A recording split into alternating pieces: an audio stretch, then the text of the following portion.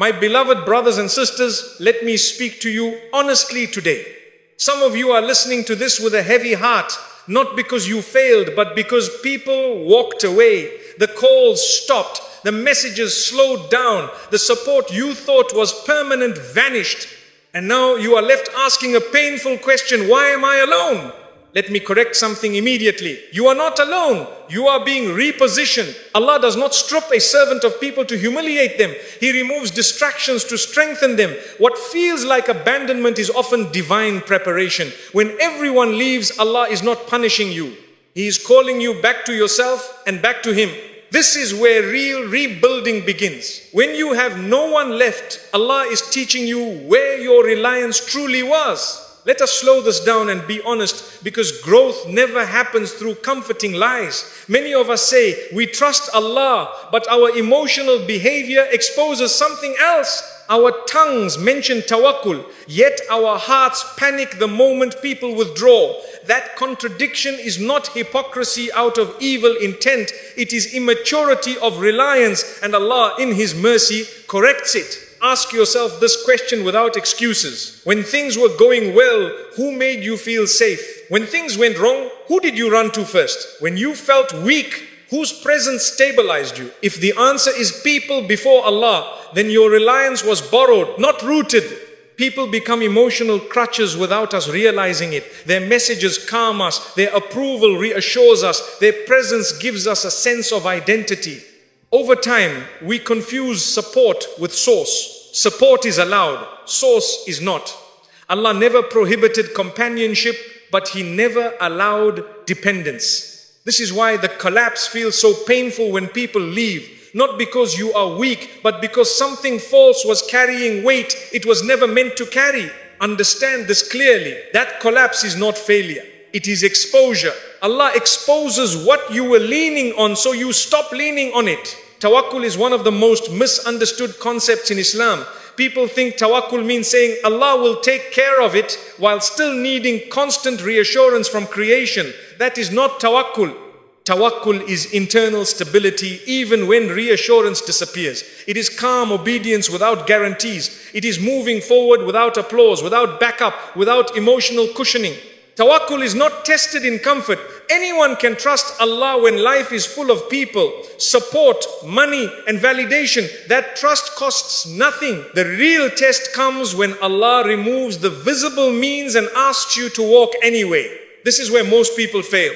When the support system disappears, panic enters the heart. The mind spirals. Why did this happen to me? What did I do wrong? Why am I being punished? These questions reveal an assumption that Allah's presence was tied to people staying. It was not. Allah was always there. You were just too distracted to notice. When Allah removes people, He is not asking you to suffer meaninglessly. He is asking you a silent question that pierces the heart.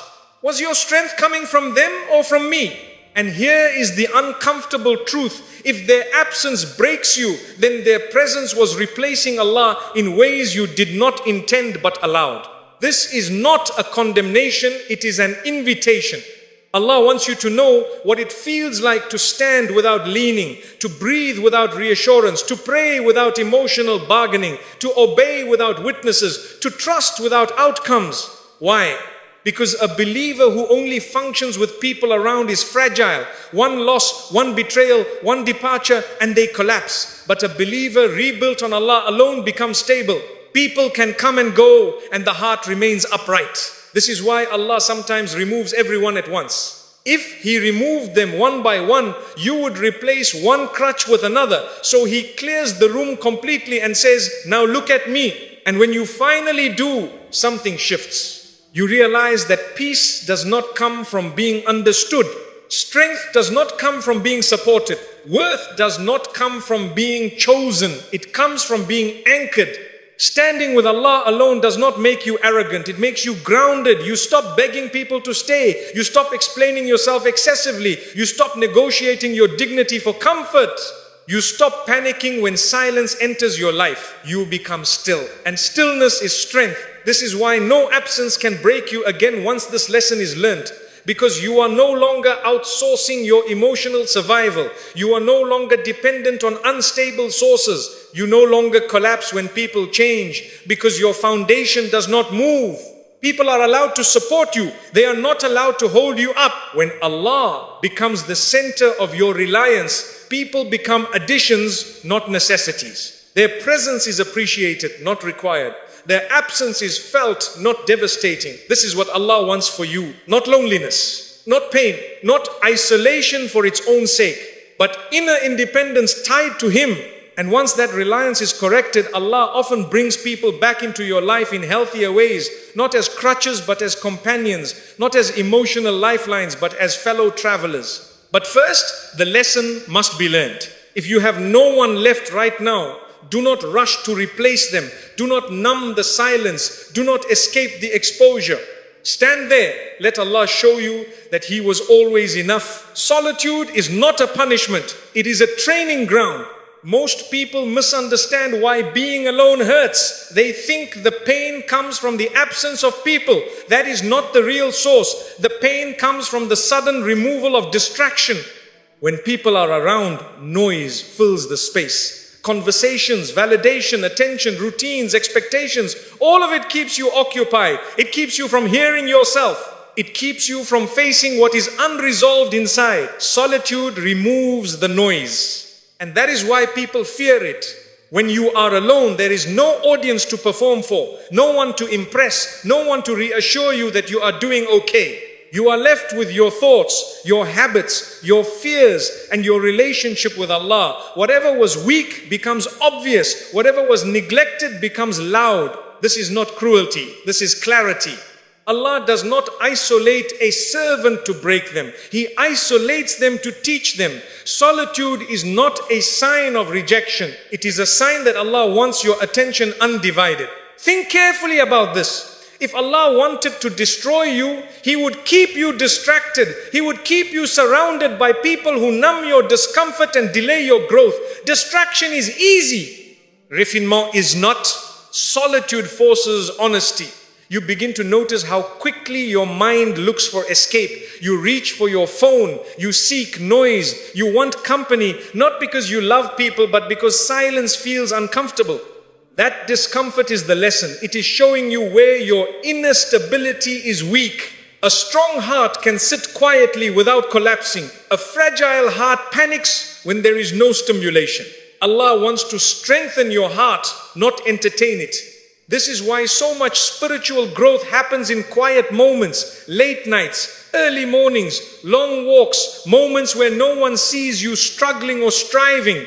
These are the moments where sincerity is born, because there is nothing to gain from pretending. In solitude, your dua changes. You stop speaking beautifully and start speaking honestly. You stop repeating phrases and start exposing fears. You stop asking for small comforts and start asking for strength, guidance, and clarity. This is real worship. Many people pray when life is full. Few people pray deeply when life is empty. And yet, emptiness is where Allah fills the heart properly. Solitude teaches patience in a way people never can. When you are surrounded by others, impatience is masked. When you are alone, impatience has nowhere to hide. You want results quickly. You want relief immediately. You want change now. Allah uses solitude to slow you down and teach you endurance. Endurance is not dramatic. It is quiet consistency when nothing is happening. This is why solitude feels heavy at first. Your nafs is not used to discipline without reward. It wants stimulation. It wants affirmation. It wants proof that the effort matters. Allah withholds that proof for a while, so your intention becomes pure. Are you improving because people will notice, or are you improving because it is right? Solitude answers that question. It also teaches you self-regulation. When people are around, emotions are shared, diluted, softened. When you are alone, emotions must be handled internally. You learn how to sit with sadness without self-destruction. You learn how to manage anxiety without reassurance. You learn how to calm anger without external validation. This is emotional maturity. A believer who cannot be alone is not ready to lead, love, or carry responsibility. Solitude prepares you for all three. It trains you to become a safe place for yourself before you expect others to be one. And here is an important truth many ignore. Allah often isolates people before elevating them. Not because elevation requires loneliness, but because elevation requires clarity, discipline, and strength. You cannot carry responsibility if your emotions collapse without support. You cannot guide others if you are still afraid of silence. You cannot lead if you need constant approval. Solitude strips away these weaknesses quietly. When this lesson is learned, something changes. You stop seeing loneliness as something to escape. You start seeing it as something to use. Time becomes an asset. Silence becomes productive. Reflection becomes deep instead of uncomfortable. You become less reactive, less needy, less desperate. And ironically, this is when people are often drawn back to you, not because you chase them, but because you are no longer chasing anything. Stability is attractive, calm is powerful. Self-control commands respect without asking for it. But that comes later. Right now, if you are alone, do not rush this phase. Do not label it as depression prematurely. Do not assume something is wrong with you. Ask instead, what is Allah teaching me here? Because solitude, when accepted instead of resisted, becomes one of the greatest teachers of your life. It will not flatter you. It will not rush you. It will not comfort you immediately, but it will rebuild you correctly. And a heart rebuilt in solitude is not easily shaken when noise returns. Losing people does not mean you lost value. It means your value was never dependent on them. This is where many hearts break unnecessarily. When people leave, the mind immediately turns inward with accusation. I wasn't enough. If I were better, they would have stayed. Something must be wrong with me. These thoughts feel convincing, but they are not truthful. They are emotional conclusions, not realities. Let us be clear and logical. People leaving your life is not a measurement of your worth. It is a reflection of limits, sometimes theirs, sometimes the situation, sometimes the stage of life, and sometimes Allah's plan overriding human preference. If worth were proven by who stays, then the best of humanity would have been the loneliest failures. But history proves the opposite. Value is not crowds. Value is substance. Many people confuse being liked with being valuable. Being liked is easy when you are agreeable, available, useful, or entertaining. Being valuable often requires growth, boundaries, truth, and change. And change makes people uncomfortable. Growth exposes differences. Boundaries remove convenience. So when you evolve, some people do not leave because you became less. They leave because you became more than they could engage with. This is not arrogance. This is reality. There are people who can only love you when you stay familiar. The moment you outgrow the version of yourself they were comfortable with, tension appears, and rather than adjust, they withdraw. This does not mean you failed. It means the relationship was conditional on your stagnation. Allah allows this separation so you stop tying your self-worth to fragile attachments. Here is another hard truth. Some people were never attached to you. They were attached to how you made them feel. When you could no longer provide that feeling, attention, validation, availability, emotional labor, they lost interest. That is not love. That is consumption. And Allah removes consumers from the lives of believers so they stop being depleted. Understand this carefully. If your value came from people staying, then your worth would rise and fall daily. One disagreement would destroy you. One misunderstanding would collapse you. One season of isolation would erase you. Allah does not build believers on such unstable ground. Your value comes from who you are in the sight of Allah, from your sincerity, your effort, your character, your intention, and your striving. None of these disappear when people leave. In fact, many of them strengthen when the crowd is gone, but the nafs struggles to accept this because the nafs wants proof. It wants external confirmation. It wants to be chosen, affirmed, prioritized. When that disappears, the nafs panics and assumes worth has vanished. That assumption is false. You were worthy before they came. You are worthy while they are gone, and you will be worthy if others come later. This lesson is critical because if you misunderstand it, you will chase people who were never meant to stay. You will over-explain yourself. You will compromise your values. You will shrink your boundaries. You will accept disrespect just to feel chosen again. And that desperation will cost you far more than the loss ever did. Allah does not want you rebuilding your life from a place of self-blame. He wants you rebuilding from self-respect. Self-respect begins when you stop equating abandonment with inadequacy. Look back honestly. Did everyone who stayed treat you well? Did every person who remained add value, peace, or growth? Of course not. Yet their presence made you feel validated, so you overlooked the cost. Now that they are gone, Allah is asking you to reassess your definition of value. Is it numbers? Is it approval? Is it familiarity? Or is it integrity, growth, and alignment with truth? This is why many people feel stronger after the initial pain passes. Once the shock fades, clarity enters. You start seeing things you ignored. You realize how much energy you were spending to maintain connections that were draining you. You notice how much quieter your mind becomes. You breathe differently. That is not coincidence. That is correction. A person who knows their value does not beg to be chosen. They allow alignment to decide. They stop auditioning for roles Allah never assigned them. They stop trying to be everything for everyone. They stop interpreting departure as a verdict on their worth. They understand something deeply important. Not everyone is meant to walk with you into every season. Some people are lessons. Some are companions. Some are mirrors. Some are tests. When their role ends, forcing continuation only creates damage. This is why Allah removes people without explanation sometimes. If you had closure, you would negotiate. If you had answers, you would argue. If you had reassurance, you would cling. Silence forces acceptance, and acceptance restores dignity. Your value does not need to be defended. It needs to be understood. Once you internalize this lesson, you stop internalizing rejection. You stop personalizing absence. You stop reading your worth through other people's limitations. You stand differently, you speak differently, you choose differently. And from that place, rebuilding becomes possible.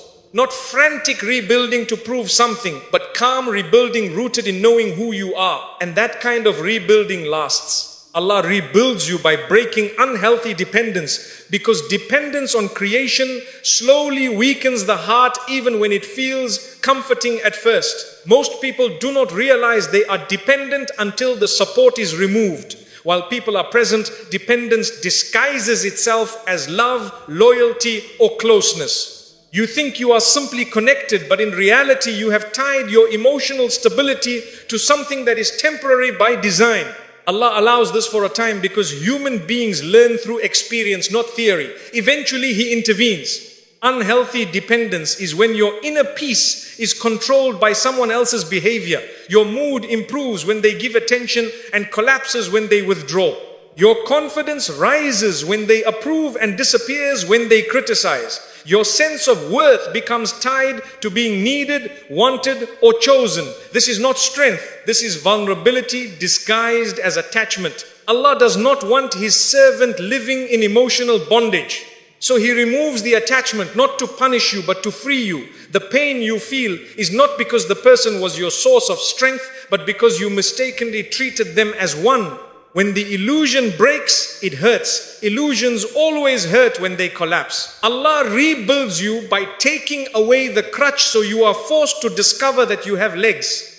At first, this feels terrifying. You feel exposed. You feel unsupported. You feel as though something essential has been ripped away. But slowly, something else happens.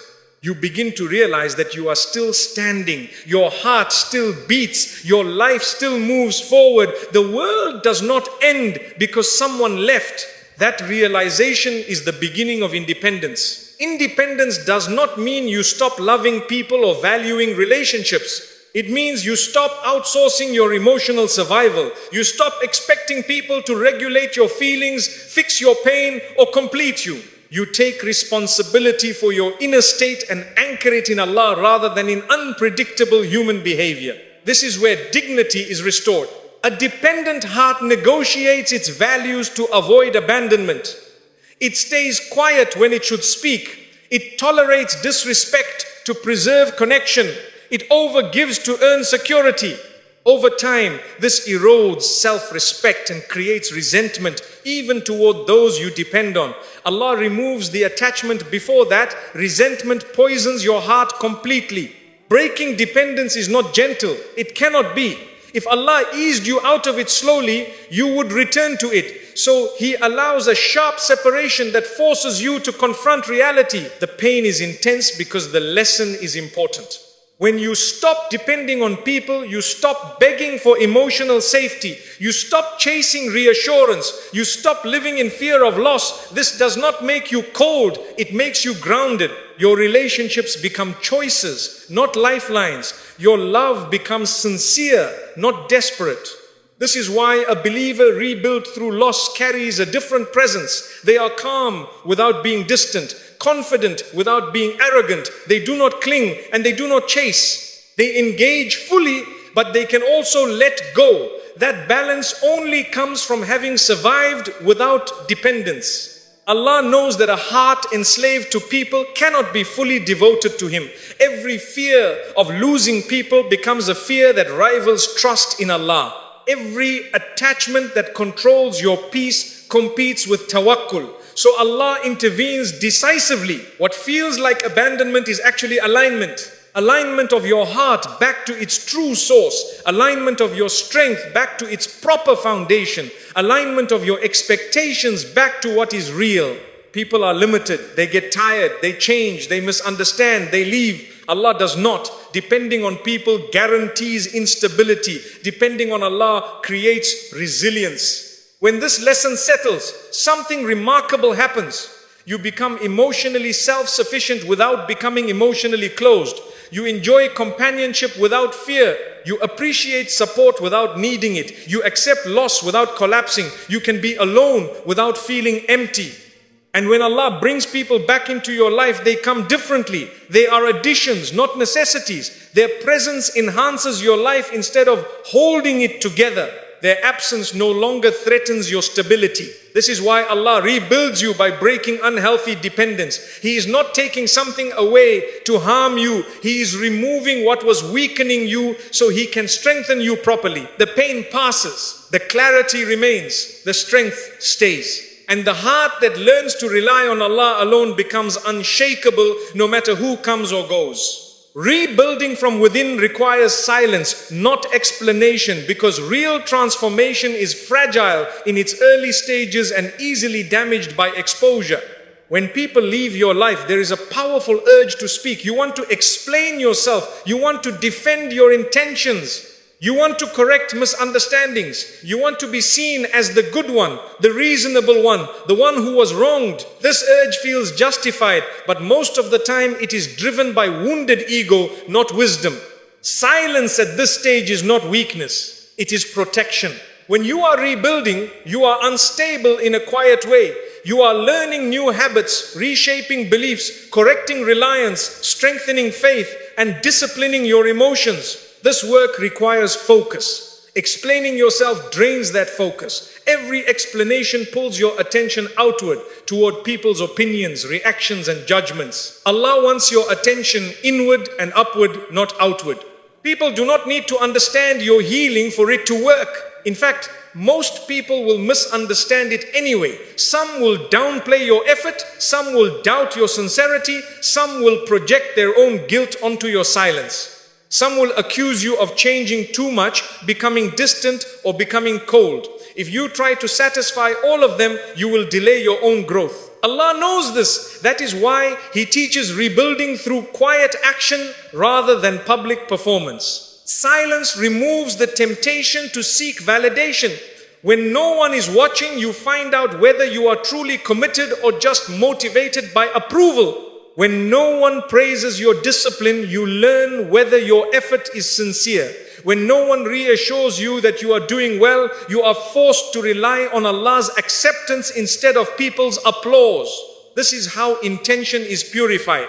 There is also another danger in speaking too much during rebuilding. When you talk about change before it has taken root, your nafs feeds on the idea of improvement instead of the work itself. You begin to feel accomplished simply because you described your intentions. This creates a false sense of progress and weakens follow-through. Silence keeps the work honest. When you rebuild quietly, your focus shifts from image to substance. You stop worrying about how you look and start caring about who you are becoming. You stop rehearsing explanations and start correcting behavior. You stop chasing sympathy and start building resilience. Allah values this kind of effort because it is unseen. And what is unseen is usually more sincere. Silence also teaches restraint. You learn that not every pain needs to be shared and not every misunderstanding needs correction. Some things are between you and Allah.